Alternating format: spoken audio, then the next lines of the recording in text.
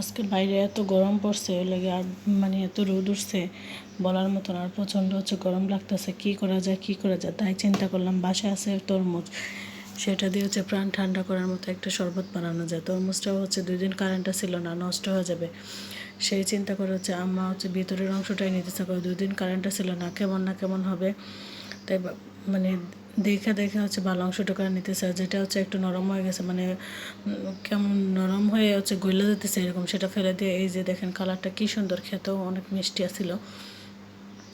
তাই ঝটপট প্রাণ ঠান্ডা করার মতো একটা শরবত হয়ে যাবে। আর এই গরমে রোদের মধ্যে আমাদের প্রচুর পরিমাণ পানীয় জাতীয় খাবার খাওয়া উচিত।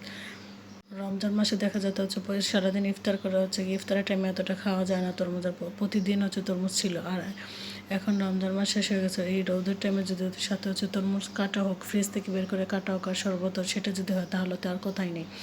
আমার ছেলে তো অনেক তরমুজ পছন্দ করে, আমি মানে অতটা পছন্দ করি না, খাই তাও এইখানে আমি জোসা বের করে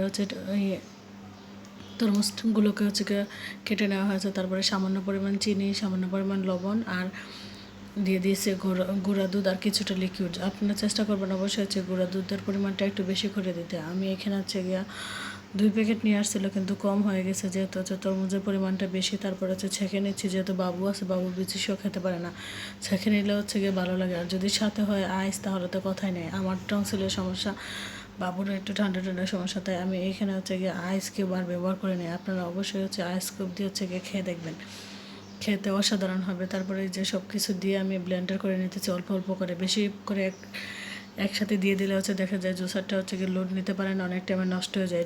আরেকবার আমি এরকম নষ্ট করে ফেলছিলাম, তাই এই রিস্ক নিলাম না, অল্প অল্প করে দিয়ে জুসটা রেডি করে ফেলছি। এখানে আমরা যেহেতু শাশুড়ি বউয়ের ডায়াবেটিস আছে, তাই চিনির পরিমাণটা একটু কম নিলাম, আর আব্বাকে একটু চিনি বেশি করে দিয়ে দিলাম। এখানে আম্মা, বাবু আর আমার জন্য রেডি করে ফেলতেছে। কালারটা যে কী পরিমাণে আসছে বলার মতো না। তারপরে তরমুজ খাওয়া দাওয়া শেষ করে তরমুজের খোসাগুলো আবার জায়গায় দিয়ে দিলাম, মাটির জিনিস মাটিতে মিশে শেষ হয়ে গেল।